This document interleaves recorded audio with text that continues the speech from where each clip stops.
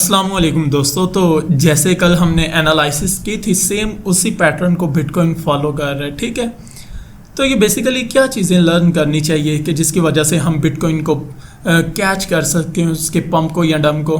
कोई भी नहीं जानता कि मार्केट किस तरह बिहेव करेगी, लेकिन हाँ, अगर आप चीज़ में डिमांड को देख लें या उसकी सप्लाई को देख लें तो फिर आपको पता चल सकेगा, क्योंकि डिमांड और सप्लाई की वजह से ही जो मार्केट है वो वोलेटाइल होती है। जिस तरह भी देखा अभी बिटकॉइन पंप कर रहा है, लेकिन उससे पहले काफ़ी अच्छा बुलिश रहा है, लेकिन उसने एक स्पॉट बनाई है। स्पॉट लेने के बाद यानी कि यहाँ डिमांड डेवलप करवाई है और उसके बाद फिर ऊपर की तरफ उछलना शुरू किया। इसने एक रेजिस्टेंस एरिया भी, ये देखो ना, अगर उसी रेंज में बनाया, यानी कि रिजेक्ट होता रहा, बार बार इसी स्विंग ट्रेड करता रहा, लेकिन इसके बाद इसने ब्रेकआउट देने के बाद आप देखो ऊपर की तरफ पंप कर रहा है। बाय द वे, मेरा इतना ज़्यादा क्या लोग लेंथी समझाने का मकसद नहीं है। मेरा मकसद है आपको मार्केट में बताया जाए कि डिमांड कहाँ पर डेवलप हो रही है और सप्लाई कहाँ पर होती है। बेसिकली मार्केट बहुत रिस्पेक्ट करती है सपोर्ट और रेजिस्टेंस लेवल को, यानी कि डिमांड और सप्लाई जोन को। अगर फुल आपको डंप या पंप नहीं देखने को मिलता डिमांड या सप्लाई जोन में, लेकिन आपको पता चल सकेगा तकरीबन 35% तक करेक्शन तो ले रहा है, डायरेक्ट ऊपर तो नहीं निकल गया। और इसी के साथ साथ अभी जो हम कोइन देखेंगे, आर्ट्स कोइन, और थोड़ी सी न्यूज़ को डिस्कस करेंगे। हमारे पास इधर तकरीबन CFX है, ये अपने बॉटम में आ चुका है। ऑलमोस्ट हर एक कोइन अपने बॉटम में आ चुका है। 28% जो आडा कोइन है वो पिछले मंथ से देखें, एक माह के अंदर अंदर गिर चुका है। सुई है वो 29% तक गिर चुका है पिछले एक माह से। ठीक है, ट्रस्ट वॉलेट का एक टोकन है TWT, वो भी ऑलमोस्ट 13% गिर चुका है। हैक्स की बात करें, HEX, तो ऑलमोस्ट कह लें 75% तक गिर चुका है। ऐप की बात करें, बहुत अच्छा प्रोजेक्ट है, तकरीबन ये भी 40% तक गिर चुका पिछले एक माह में, यानी कि बिटकॉइन की वॉलेटिलिटी और नेगेटिव न्यूज़ की वजह से। तो ये चंद एक कोइन है जो अभी अपने बॉटम में मूव करें। कावा बहुत अच्छा है, लेकिन 22% तक गिरा हुआ है। ठीक है, इसी तरह मैटिक है 30% तक, बहुत अच्छा ब्लॉकचेन प्रोजेक्ट है, लेकिन 30% तक गिरा हुआ है। ठीक है, SNX भी अच्छा है। बाय द वे, मेरे कहने का मतलब है कि आप इधर से क्रिप्टो बबल से सारे के सारे प्रोजेक्ट को देख सकते हैं जिनकी मूवमेंट पिछले 1 वीक से, 1 मंथ से, 1 ईयर से क्या चल रही है। ठीक है, तो काइंडली आपको हेल्प मिलेगी। जिनको आप इधर देखें, सेम उनका चार्ट उधर ओपन कर लें। ठीक है, यानी कि ट्रेडिंग व्यू में। तो थोड़ी सी अभी बिटकॉइन को देखते हैं क्या उसका सिनेरियो, और उसके बाद न्यूज़ को देखते हैं। चलें पहले न्यूज़ को देख लेते हैं।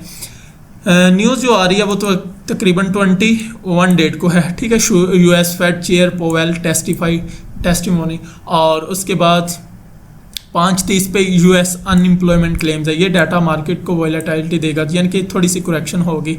फिर 22 डेट को US Fed chair Powell testify, same वही स्पीच होगी। फिर उसके बाद इतने ज़्यादा इवेंट हमें दिखाई नहीं दे रहे। ठीक है, और ना हमें इतनी ज़्यादा मार्केट में वॉलेटिलिटी नज़र आएगी। बिटकॉइन बुलिश रहेगा, थोड़ा सा अच्छा खासा मूव दिखाएगा, और वैसे कोई इवेंट नहीं। उसके बाद 29 डेट को अच्छे खासे इवेंट स्टार्ट हो रहे हैं, फिर हमें ज़्यादा वॉलेटिलिटी देखने को मिलेगी।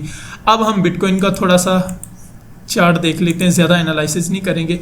ये मैंने 4 आवर का टाइम फ्रेम ओपन किया हुआ है, 4 आवर का। ठीक है, अगर हम अभी का सिनेरियो देखें ना, आप देखेंगे कि बिटकॉइन ने एक चैनल को ब्रेकआउट दिया, यानी कि चैनल को ब्रेक करके आप ऊपर की तरफ उछल रहा है।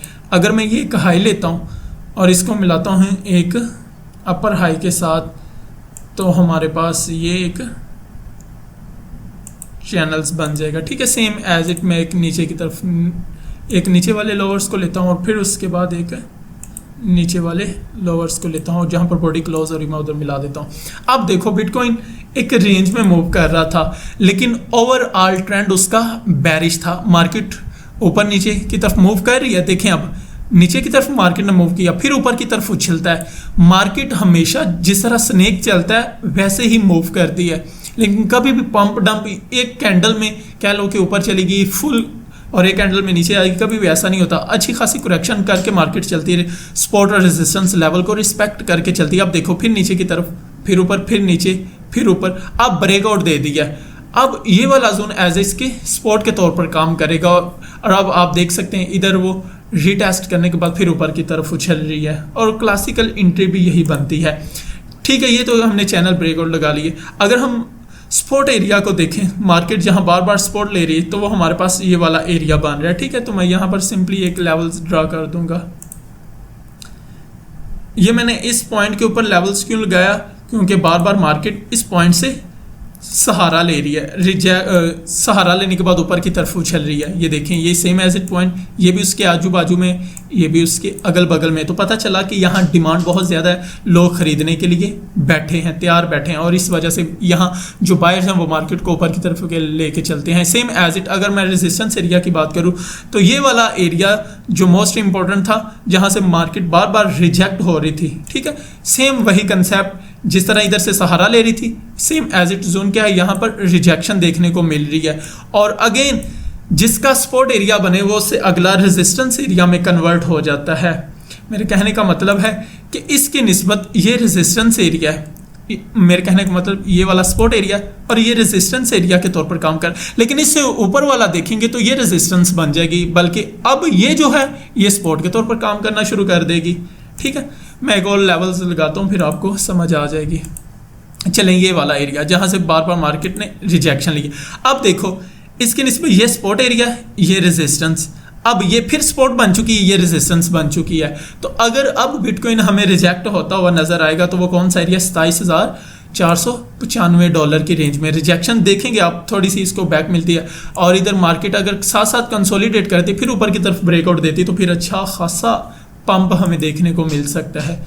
तो आपको बाय करना चाहिए या सेल करना चाहिए, लास्ट पे बता देता हूँ।